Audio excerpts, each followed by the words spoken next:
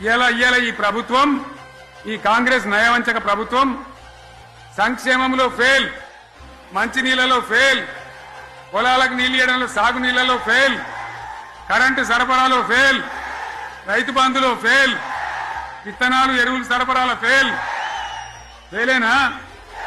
ధాన్యం కొనుగోళ్లలో ఫెయిల్, పల్లెలు పట్టణాల అభివృద్ధిలో ఫెయిల్, భూముల ధరలు పెంచడంలో ఫెయిల్. మరి దేంట్లో పాస్ అయింది?